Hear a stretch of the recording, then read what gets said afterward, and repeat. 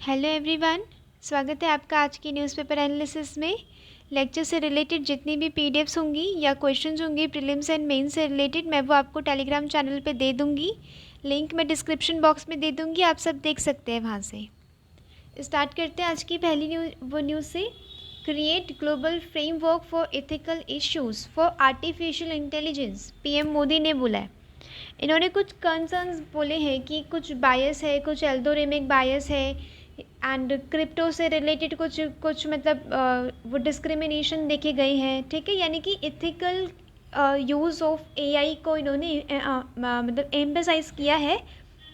जो B20 summit हुआ था दिल्ली में, वहाँ पे global framework to ensure the ethical use of artificial intelligence, as he flagged concerns over algorithmic biases and its वो जो डिस्ट्रप्टिव इम्पैक्ट होता है सोसाइटी पे, कि वो कहीं ना कहीं सोसाइटल एक गैप लेके आ जाएगा। emphasizing the need to deepen mutual trust and cooperation between countries, इन्होंने कहा है कि जो आर्टिफिशियल इंटेलिजेंस है उसका बिल्कुल एथिकल तरीके से यूज़ किया जाए। ठीक है, यानी कि आर्टिफिशियल इंटेलिजेंस जितना अब स्ट्रॉन्ग हो रहा है हमारी सोसाइटी में, हमारी कंट्रीज़ में, उससे रिलेटेड कुछ कंसर्न्स भी होंगे, राइट। अब हमें क्या चाहिए, हमें बिल्कुल एक बैलेंस्ड वे में आर्टिफिशियल इंटेलिजेंस को ह्यूमैनिटी के लिए यूज़ करना है। Nothing the excitement about AI, यानी कि आजकल जो ChatGPT वगैरह जितने भी आर्टिफिशियल इंटेलिजेंस है या रोबोट्स हैं, रोबोट एंकर के बारे में आपने सुना होगा, उसके बारे में जितनी एक्साइटमेंट है ना, उससे रिलेटेड कुछ एथिकल कंसिडरेशंस भी हैं। The world has to come together to solve the challenges of skilling and reskilling, यानी कि हमारे जो जो जो डेमोग्राफिक डिविडेंड है वो तो अभी इस चीज़ के लिए स्किल्ड नहीं है। अब उन्हें स्किल देनी पड़ेगी, री स्किल देनी पड़ेगी। एल्गोरिथमिक बायसेस भी है वहाँ पे, जिसका सोसाइटी पे कहीं ना कहीं इम्पैक्ट पड़ रहा है। Global business communities and governments have to ensure the expansion of ethical AI across different sectors, यानी कि जितने भी सेक्टर्स हो गए, मैन्युफैक्चरिंग सेक्टर या जो सर्विस सेक्टर में हम आर्टिफिशियल इंटेलिजेंस का यूज़ करते हैं ना, वो एथिकल कंसिडरेशंस को, एथिकल जो कंसर्न्स है उसे सॉल्व करते हुए आगे चले। The disruption is beyond our thinking and we have to create a global framework, ये मैंने कुछ दिनों पहले ही बताया था कि इससे एम्प्लॉयमेंट पे क्या फ़र्क पड़ेगा। अब जिस देश की डेमोग्राफिक डिविडेंड इतनी ज़्यादा हो तो उसे तो इसके बारे में सोचना भी चाहिए कि आर्टिफिशियल इंटेलिजेंस उसके यूथ को क्या फ़र्क पड़वाएगी। ये लाइंस आपके GS पेपर 1 के लिए, सोसाइटी से रिलेटेड, GS पेपर 3 के लिए अगर आर्टिफिशियल इंटेलिजेंस से रिलेटेड, या GS पेपर 4 के लिए एथिकल, हम मतलब आर्टिफिशियल इंटेलिजेंस से रिलेटेड अगर कोई एथिक्स का क्वेश्चन आ गया, उसमें भी आप ये लिख सकते हैं पॉइंट जो PM मोदी ने एम्फेसाइज किए हैं B20 में समिट में।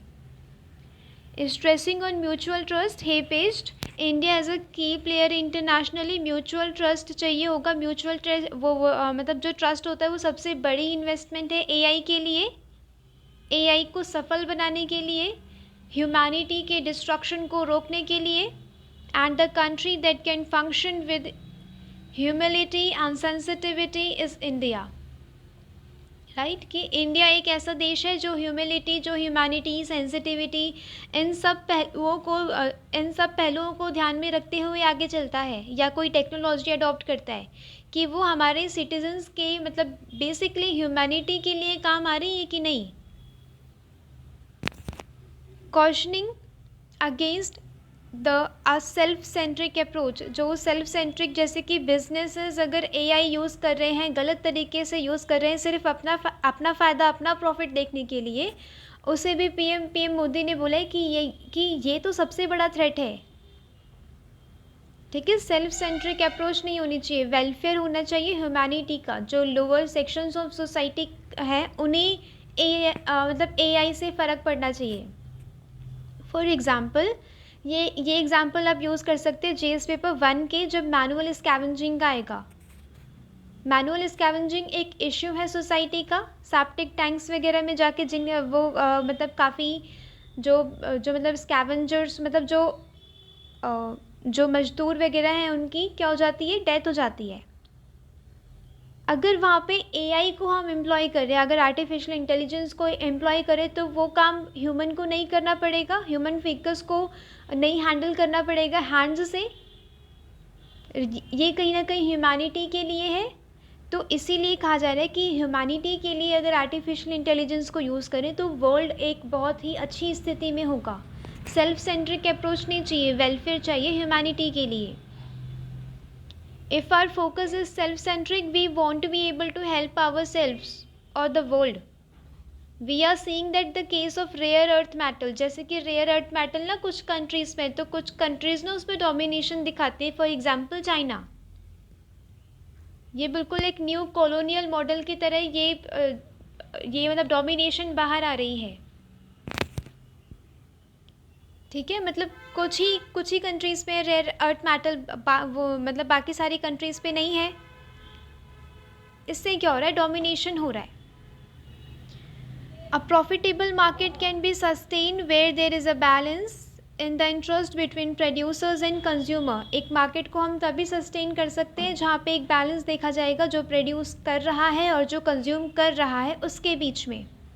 कंज्यूमर्स हम भी हो सकते हैं, आम नागरिक भी हो सकते हैं, इंडिविजुअल भी हो सकते हैं और एक कंट्री भी हो सकती है। ठीक है, सिर्फ आपको कंट्रीज़ को सिर्फ एक मार्केट की तरह नहीं देखना, सिर्फ यूज़ नहीं करना उसे मार्केट की तरह। आपको उसे पार्टनर की तरह वो देखना है कि ये ह्यूमैनिटी के वेलफेयर में artificial intelligence, science and technology के लिए चाहे थर्ड वर्ल्ड कंट्री ही क्यों ना हो, वो एक पार्टनर है, वो एक मार्केट नहीं है। ऐसा देखना है। ये वाली लाइंस इंपॉर्टेंट है, स्पेशली आपके एथिक्स पेपर में या जीएस पेपर 3 से related. Modi has also urged businesses leaders look beyond consumer rights and focus on consumer care. आप सिर्फ कंज्यूमर की राइट्स पर फोकस मत करिए, आप कंज्यूमर्स का ख्याल भी रखिए। It will send a positive signal and will resolve consumer rights issues. We need to boost trust between businesses and consumers. एक भरोसा रहना चाहिए बिजनेस और कंज्यूमर के बीच में। इन्होंने कहा है कि हमें इंटरनेशनल कंज्यूमर केयर डे भी सेलिब्रेट करना चाहिए, ताकि हम उसमें अवेयर करें बिजनेसेस को, मैन्युफैक्चरर्स को, कि आपको अगर कंज्यूमर से रिलेशंस मेंटेन करने हैं, अगर मतलब मार्केट में स्टेबिलिटी चाहिए, तो आपको सिर्फ कंज्यूमर के राइट्स पे ही नहीं बल्कि कंज्यूमर के केयर पे, कंज्यूमर की केयर करनी पड़ेगी, जिससे सेल्फ सेंट्रिक अप्रोच भी हम कहीं ना कहीं टैकल कर पाएंगे। ये वाला आज के न्यूज़पेपर में बहुत ही इम्पोर्टेंट टॉपिक था। आप इसे जहाँ पे भी आपको यूज़ इसका मिले, वो जैसे कि ऐसे पेपर हो गया या जीएस, सारे पेपर्स हो गए, जीएस पेपर 1 2 3 4, ठीक है। प्रीलिम्स में आर्टिफिशियल इंटेलिजेंस से रिलेटेड कुछ आ सकता है। आपको यूटिलिटी पता होनी चाहिए वो न्यूज़ की, कि अगर आप कुछ पढ़ रहे हैं तो आप उन्हें अपने एग्ज़ाम में या जीएस पेपर्स में आप कैसे इस्तेमाल करेंगे। ये ऐसे के लिए अगर आप artificial intelligence, science and technology अगर आप एक डायमेंशन प्रेजेंट कर रहे हैं तो उसके लिए भी ये बहुत इम्पॉर्टेंट है। और ये चीज़ें आएंगी सिर्फ प्रैक्टिस से। आप जो पढ़ रहे हो उसे प्रैक्टिस में लेके आइए, अपने आंसर्स में नोट करिए उसे repeatedly. Delhi seeks to help frame discourse on AI regulation. Center should set up a domestic statutory authority to regulate AI in India, क्योंकि इंडिया को ज़्यादा फ़र्क पड़ेगा AI से, क्योंकि वो काफ़ी बड़ी डेमोग्राफिक डिविडेंड है हमारी यूथ पे, सोसाइटी पे, इसे काफ़ी डायमेंशंस में फ़र्क पड़ेगा। तो रेगुलेट करने के लिए भी चीज़ें चाहिए, चेक एंड मॉनिटर करने के लिए भी चीज़ें चाहिए, तो एक अथॉरिटी बनाई जाएगी, ठीक है, जो रिस्क बेस्ड फ्रेमवर्क पे काम करेगी।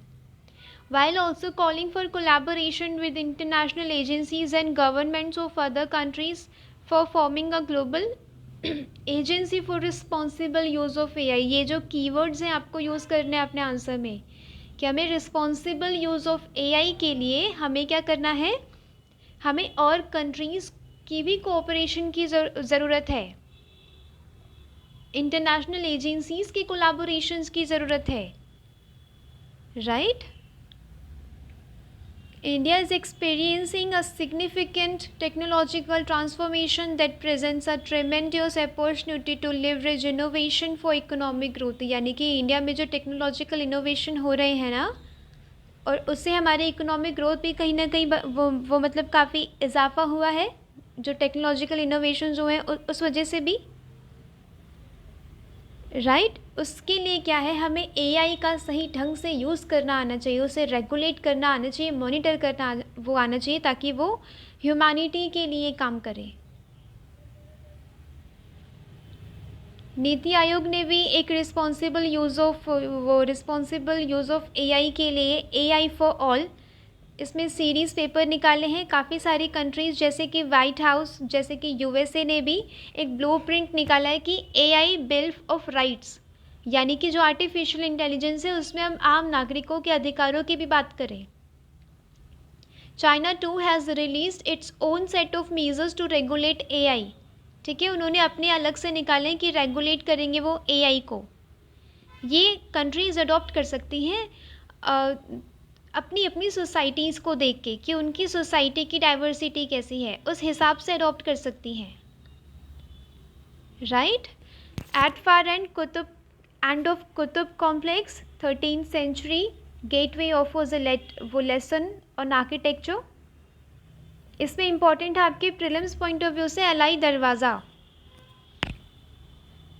कुतुब कॉम्प्लेक्स में है, महरौली दिल्ली में, बनाया गया था अलाउद्दीन खिलजी के द्वारा 1311 में।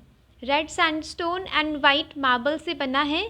इसमें अरेबिक कैलीग्राफी है, अरेबिक मीन्स कुछ अरेबिक वर्सेस लिखे हैं इसमें अरेबिक लैंग्वेज में। वो मतलब यूनेस्को की वर्ल्ड हेरिटेज साइट में ये इंक्लूडेड है। आपको मोटा मोटा याद रखना है, मतलब वो पूरी डेप्थ नॉलेज नहीं चाहिए आपको एक पर्टिकुलर मॉन्यूमेंट के बारे में, क्योंकि प्रीलिम्स में आर्ट एंड कल्चर के सेक्शन में वो जो आर्किटेक्चर होता है उसके सेक्शन में कोई सा भी मॉन्यूमेंट वो लोग पूछ सकते हैं।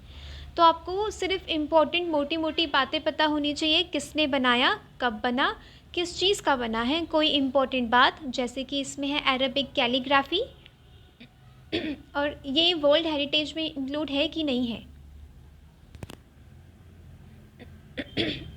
ये आपको न्यूज़पेपर में जितने भी वो मॉन्यूमेंट्स मिलते हैं ना, वो साथ साथ कवर करना ज़रूरी है। G20 से रिलेटेड जितनी भी न्यूज़ होगी, जब वो मीटिंग कंडक्ट हो जाएगी, उसका जो फाइनल कंक्लूजन होगा, डॉक्यूमेंट होगा, उसके साथ में G20 से रिलेटेड प्रीलिम्स, मेंस और इंटरव्यू पॉइंट वो मतलब पॉइंट ऑफ व्यू से मैं सब कुछ पढ़ा दूंगी उस टाइम। ब्रिक्स मीटिंग हुई थी जोहान्सबर्ग में, उसका कंक्लूज़न आया है जिसमें यूक्रेन कॉन्फ्लिक्ट की बात कही गई, यूएनएससी की बात कही गई, पर अफ़गानिस्तान का कहीं कोई मेंशन नहीं है। मेंशन का ना होना कहता है कि तालिबान रूल को लेजिटिमेसी नहीं मिली है। Taliban ruled country is no longer a major geopolitical priority after the chaotic exit of US. जब से यूएस ने एग्ज़िट किया है वहाँ से, तब से जो वो तालिबान रूल वो हो रहा है वहाँ पे, वो जियोपॉलिटिकल पॉइंट ऑफ व्यू से अब उतना इम्पोर्टेंट नहीं रहा, प्रायोरिटी नहीं रही लोगों की।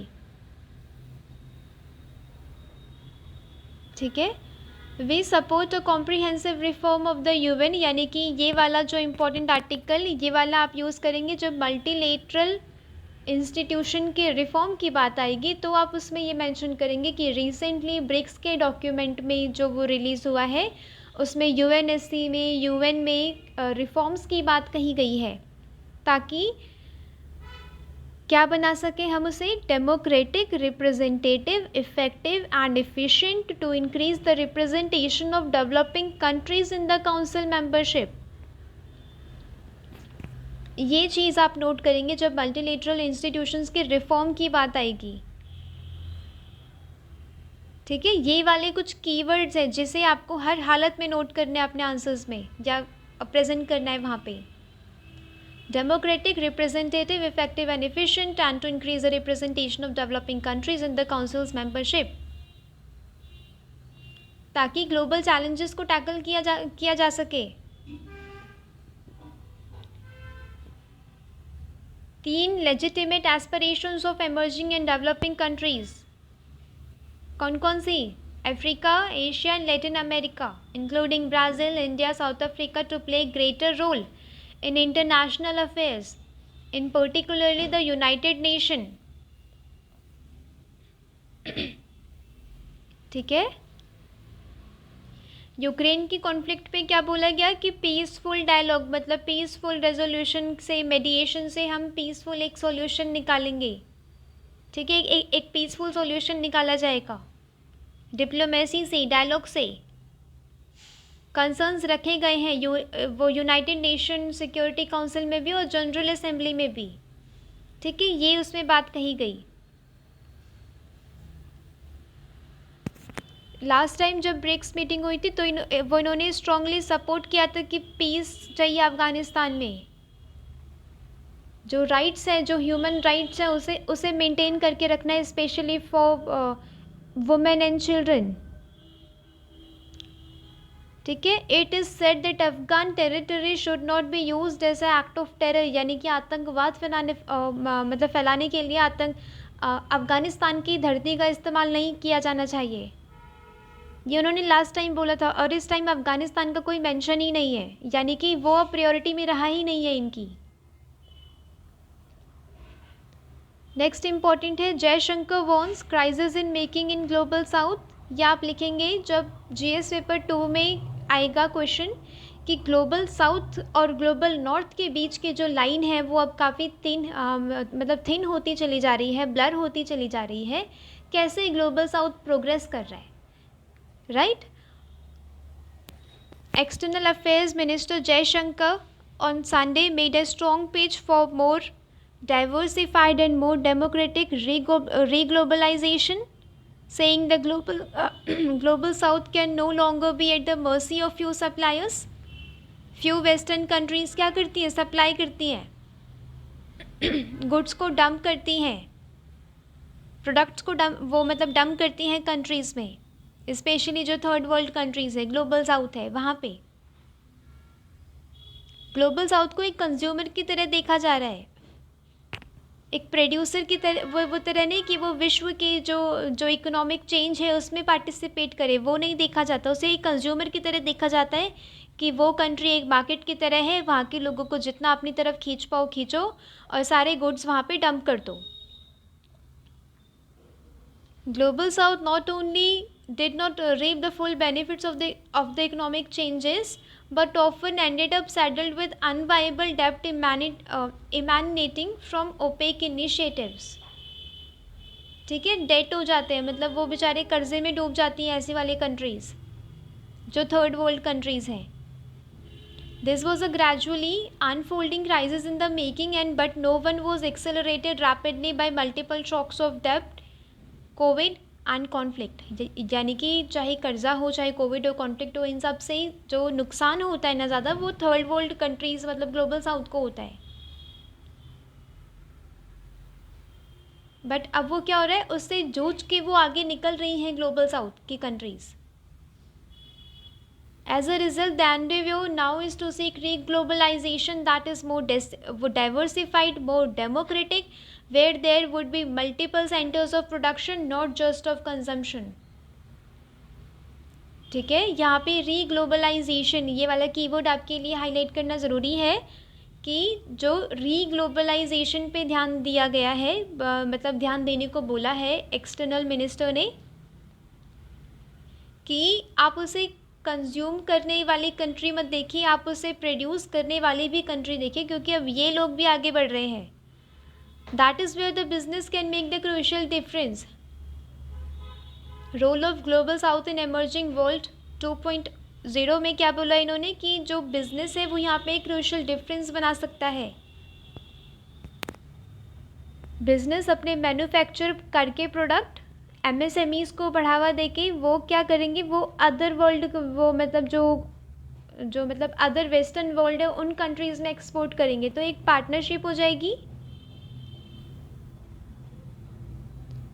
Right. More just, equitable and participative global order will only happen when there was commensurate investment. Commensurate मतलब क्या होता है, ओवरऑल गुड क्वालिटी, सही साइज़ की इन्वेस्टमेंट, सही क्वालिटी के इन्वेस्टमेंट, ठीक है, सही क्वांटिटी में, इनको अगर हम इन्वेस्ट करेंगे तो ग्लोबल ऑर्डर बिल्कुल एक पार्टिसिपेटिव एंड इक्विटेबल जस्ट होगा।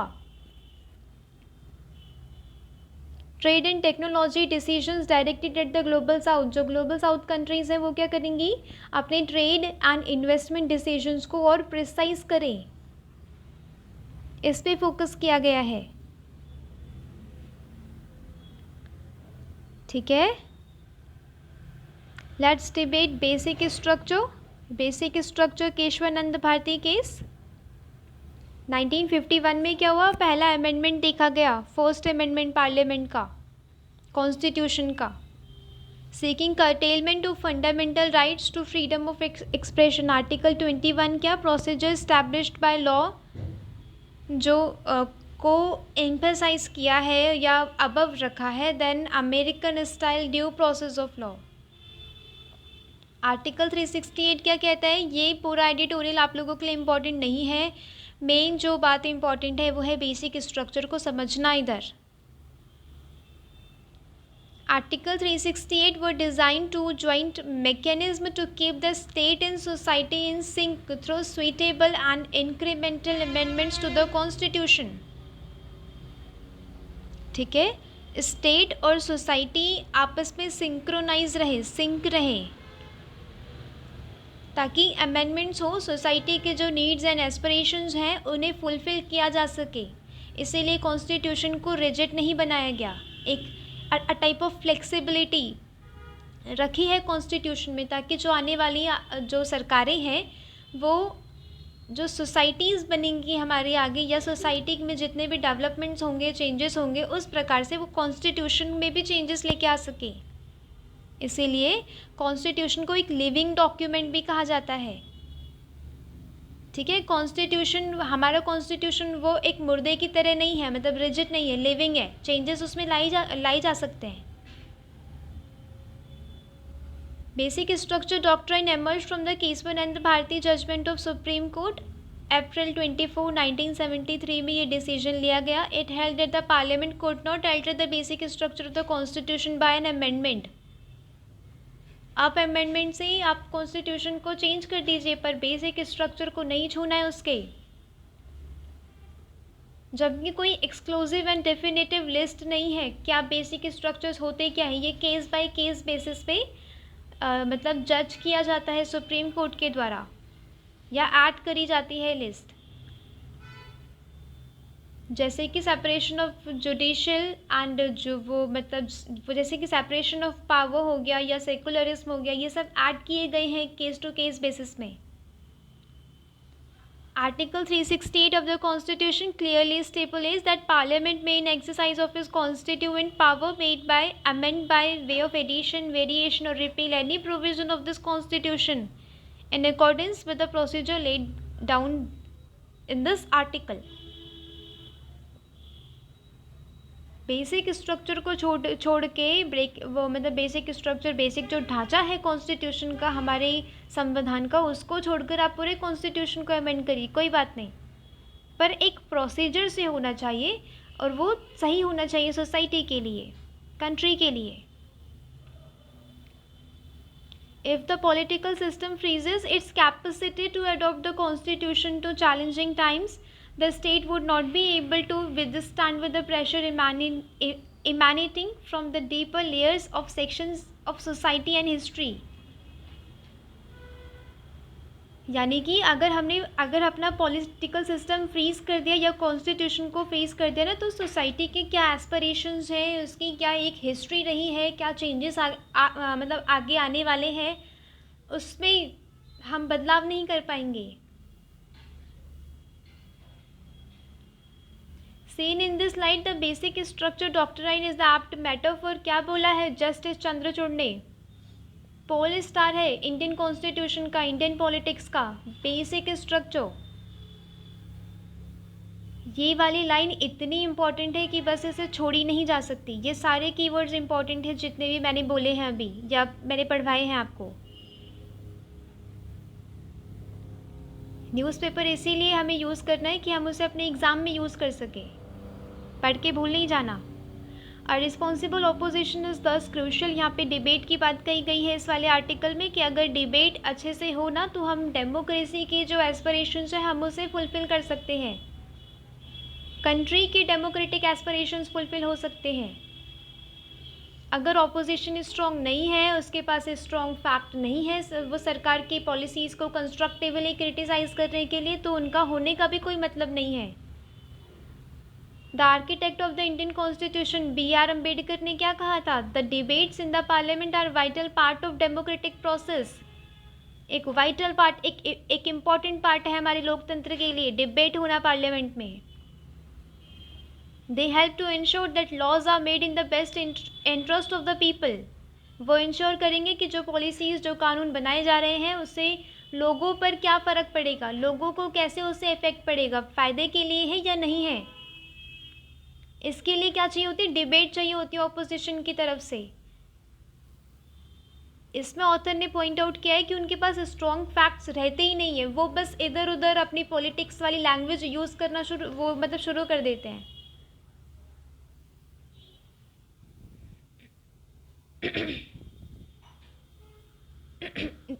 use of indecent language in the parliament undermines the institution of parliament। यानी कि जो वो बुरी लैंग्वेज यूज़ की जाती है पार्लियामेंट में डिबेट्स पे, ठीक है, प्राइम मिनिस्टर तक को कुछ पता नहीं क्या क्या बोल दिया जाता है। ये एक्चुअली में क्या हो रही है, जो इंस्टीट्यूशन एक पार्लियामेंट है ना उसकी स्क्रूटिनी को अंडरमाइन किया जा रहा है। यहाँ पे जो पीपल का एक हाईएस्ट इंस्टीट्यूशन है उसकी स्क्रूटिनी होनी चाहिए, उसकी पवित्रता होनी चाहिए, right. An opposition devoid of imagination and constructive politics is detrimental to democracy. अगर ऑपोजिशन से नहीं हो रहा है ना मतलब कि कंस्ट्रक्टिवली हम क्रिटिसाइज़ करें, वो उनके पास स्ट्रॉन्ग फैक्ट्स नहीं है, वो बस इधर उधर की बातें कुछ भी लगा देते हैं, उससे डेमोक्रेसी पे फ़र्क पड़ रहा है और बुरा फ़र्क पड़ रहा है।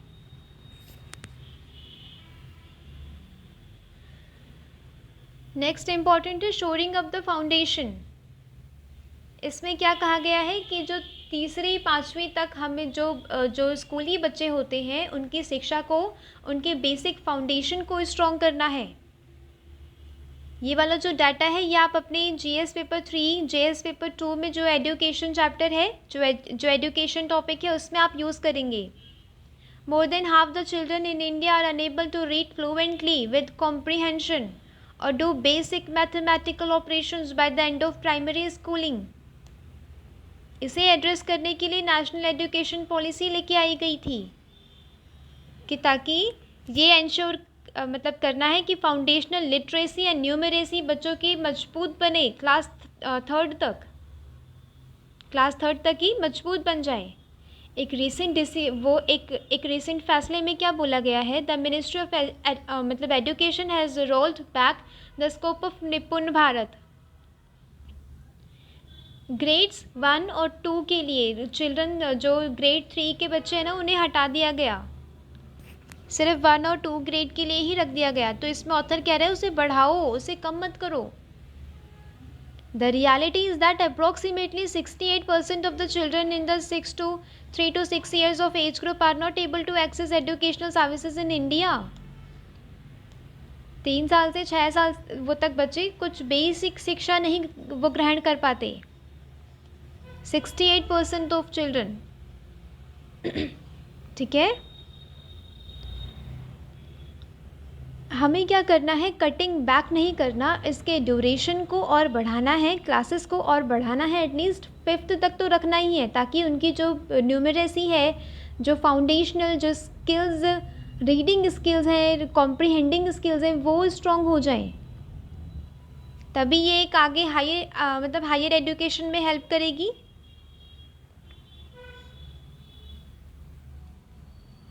It becomes all the more important to broaden our vision of early foundational learning to include a focus on the relevance of literacy to the children's lives. A strong oral expression, deep and inferential comprehension, enjoyment and appreciation of children, appreciation of literature, and capabilities to engage in written composition, ये सारी अगर आपको build करना है ना, तो वो आपको एक्सक्लूड नहीं करना है, वो बल्कि इंक्लूड करना है। एक इंक्लूसिव शिक्षा आपको देनी है सोसाइटी में, बच्चों में। We should be arguing for the lengthening of duration of programs designed to strengthen early literacy and numeracy grading to include children in grade 4 और 5 को भी include करो। ठीक है, हमें ये आर्ग्यू करना चाहिए कि इसके ड्यूरेशन को बढ़ाया जाए, चौथी पाँचवीं को भी इंक्लूड किया जाए। To broaden their vision in terms of educational aims and outcomes by cutting back on the existing programs, we run on the risk of falling further behind in our effort to improve foundational learning। अगर हम पीछे पीछे cut करते रहेंगे ना कि नहीं सिर्फ मतलब पहली दूसरे को मिले, फिर बाद में सिर्फ पहली को मिले, ये हम एक जो ब्रॉड विज़न है कि शिक्षा को हमें आगे बढ़ाना है, हर एक बच्चे को शिक्षित करना है, उस विज़न में हम कहीं ना कहीं पीछे हो जाएंगे। ये वाली लाइन भले ही ये वाला आपके लिए रीसेंट डिसीजन इम्पॉर्टेंट ना हो, पर आपके लिए क्या इम्पॉर्टेंट है, ये वाला एक विज़न दिखाना अपने आंसर्स में। ऐसे में अब एक विज़न दिखाना इम्पॉर्टेंट है, राइट। ये वाली लाइंस आपको इंक्लूड करने की ज़रूरत है कि हमें जो वो निपुण भारत प्रोग्राम चल रहा है, हमें उसे और एक्सटेंड करना पड़ेगा, 4th एंड 5th को भी इंक्लूड करना पड़ेगा, ड्यूरेशन बढ़ानी पड़ेगी, क्योंकि हालात ये हैं। ऐसे आप डाटा प्रेजेंट करेंगे, हालात ये हैं, और ऐसे करके हम उसे ठीक कर सकते हैं, right. Okay. Three black people die in racially motivated attack, यानी कि एक वाइट मैन ने, जिसने कुछ हथियार पकड़े थे, हाई पावर्ड राइफल पकड़ी थी, उन्होंने 3 लोग को मार दिया, ब्लैक पीपल। उसके बाद शूटर खुद भी मर गया। ये वाला आप नोट करेंगे कि रेसिज्म होता है जीएस पेपर 1 में, कि वो भले ही अपने आप को डेमोक्रेटिक कंट्री बोले, बट रेसिस्ट अटैक वहाँ पे अभी भी चलन में है, प्रचलित है, राइट। सोशियोलॉजी के लिए ये एक इम्पॉर्टेंट एक आर्टिकल, एक एग्जाम्पल हो गया कि रिसेंट वहाँ पे अटैक भी देखे गए हैं। ऐसे में भी अगर आप एक सोसाइटी के अगर आप स्ट्रैटिफिकेशन को दिखाएं या डिस्क्रिमिनेशन बायसेस को दिखाएं, तो आप ये एंगल उसमें प्रेजेंट कर सकते हैं रेसिस्ट का। ठीक है, ब्लैक वाइट, जो वाइट मैंस वो जो बर्डन था ना, उसका, कि वो लोग कैसे सिर्फ कलर के बेसिस पे किसी को इन्फीरियर एंड सुपीरियर कहते हैं, राइट। इंपॉर्टेंट है आपके लिए नेक्स्ट न्यूज़ ये वाली, 4 astronauts from 4 nation reach ISS, the crew, the mission, ये वाला आपके लिए जानना ज़रूरी है। इंटरनेशनल स्पेस स्टेशन 1998 में बना था। कौन कौन सी कंट्रीज है इसमें? US, Russia, Canada, Japan, participating countries of European space agencies भी हैं। ये क्या है? One of the most ambitious and international collaborations ever attempted. Space के फील्ड में ना ये सबसे बड़ी कोलैबोरेशन है कि वहाँ पे इन कंट्रीज से क्या हो रहे हैं, लोग वहाँ पे जा रहे हैं, एस्ट्रोनॉट्स जा रहे हैं। The program brings together the international flight crews, multiple launch vehicles, globally distributed launch operations, training, engineering and development facilities. ये क्या हो रही है? ये साइंटिफिक, इंटरनेशनल साइंटिफिक कम्युनिटी को और स्ट्रेंथन कर रहे हैं। ड्यूरिंग देयर स्टे वो कुछ एक्सपेरिमेंट्स वहाँ पे कंडक्ट करेंगे, जो मिशंस हैं मून के लिए, मार्स के लिए या उससे बियॉन्ड, ये वाले जो मतलब एक्सपेरिमेंट कंडक्ट करेंगे। Research will include a collection of microbial samples. Space station के जो बाहर का जो इन्वायरमेंट है उससे माइक्रोबियल सैम्पल्स वो लोग कलेक्ट करेंगे। माइक्रोग्रेविटी इन्वायरमेंट में नींद कैसे आती है, उसका ब्रेन पे क्या इफ़ेक्ट होता है, अगर ग्रेविटी ना हो तो हमारे ब्रेन पे क्या इफ़ेक्ट होगा नींद का, वो ये सारी चीज़ें वो लोग देखेंगे। ठीक है, तो इसमें क्या हुआ, 4 लोग चले गए हैं एस्ट्रोनॉट्स फ्रॉम 4 कंट्रीज़, क्या करने के लिए? वहाँ पे रिसर्च करने के लिए 6 महीने। इनसे पहले जो एस्ट्रोनॉट्स गए थे मार्च में, उन्हें वापस भेज दिया जाएगा उनके घर। उनकी country,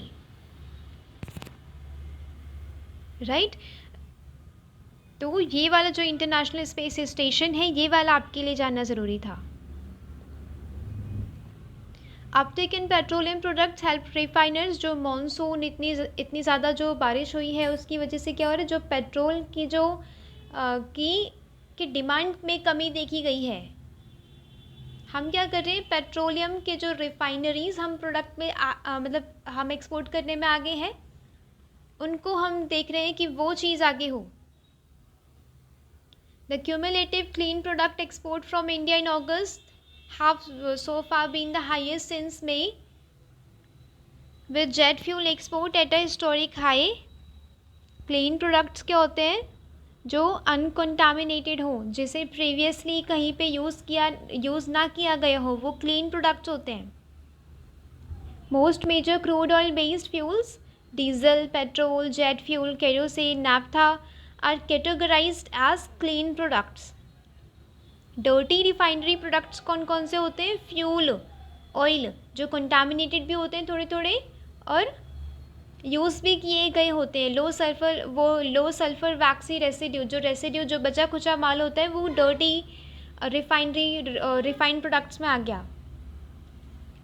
carbon black feed stock, ये वाला डाटा आप सबके लिए बहुत इंपॉर्टेंट है। इंडिया, मैं वही चीज़ हाईलाइट करती हूँ जो आप एज इट इज़ अपने आंसर्स में लिख सकें, ठीक है। तो नो फालतू highlight. India, the world's third largest consumer of crude oil, depends on the imports 85% of its oil requirement, ठीक है। हम 85% ऑफ ऑयल रिक्वायरमेंट्स हम क्या करते हैं, हम इम्पोर्ट करते हैं, उससे फुलफ़िल करते हैं। The country is a net exporter of petroleum product जो रिफ़ाइन करके, जो उसे अच्छे से प्रोसेस करके हम जो प्रोडक्ट्स बेचते हैं, उसमें हम नेट एक्सपोर्टर हैं। 250 मिलियन टन पर एनम हम बेचते हैं उसे, ठीक है। हम उसमें एक अपॉर्चुनिटी देख सकते हैं कि कैसे ये हमारी कंट्री के एक्सपोर्ट को, पेट्रोलियम रिफाइंड एक्सपोर्ट को अभी बढ़ावा दिया जा सकता है। उसकी डिमांड ज़्यादा है मार्केट में, इंटरनेशनल मार्केट में। Government calls meeting of states bank official on Vishwakarma today, वो मतलब विश्वकर्मा स्कीम आई थी, the scheme which would be launched on September 17। PM Modi ने इंडिपेंडेंस डे के दिन इस बारे में बात की थी, लखपति दीदी और विश्वकर्मा स्कीम, जो 3 मिनिस्ट्रीज़ के द्वारा इम्प्लीमेंट किया जाएगा। MSME, ministry of skill development, and finance, ministry of finance, right. Under the scheme the जो स्किल्ड वर्कमैन है, उन्हें 4-5 दिन के लिए उन्हें ट्रेनिंग दी जाएगी, ताकि वो अपनी स्किल्स को, अपने कौशल को और बढ़ा सकें और अपग्रेड कर सके, अप टू द डेट कर सके, राइट। Following which they will become eligible for loan.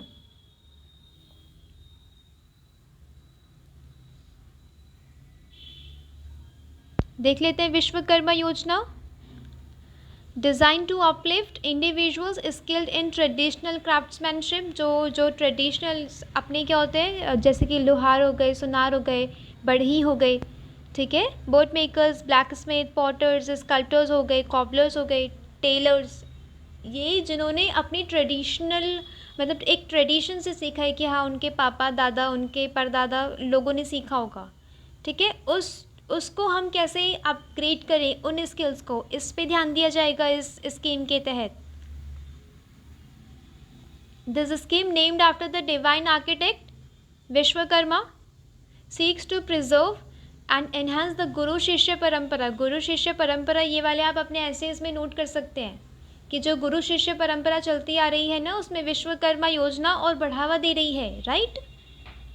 of passing down skills with families engaged in various artisanal trades. Artisans and craftspeople enrolled in the scheme will receive a PM Vishwakarma certificate मिलेगा और एक I card मिलेगा, जो उसमें enrol किए गए हैं people,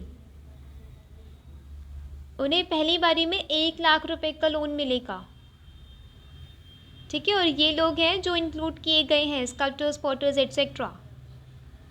तो विश्वकर्मा जो स्कीम है, आपको जहाँ पे भी मौका मिले आपको ये लिखनी है, पॉइंट आउट करना है। तो आज के लिए न्यूज़पेपर में था बस इतना ही। मिलते हैं कल। लेक्चर से जो रिलेटेड क्वेश्चंस होंगे प्रीलिम्स एंड मेंस के, मैं वो आपको अपने टेलीग्राम चैनल पे दे दूँगी। लिंक मैं डिस्क्रिप्शन बॉक्स में डाल दूँगी। ठीक है, thanks for watching, thank you so much.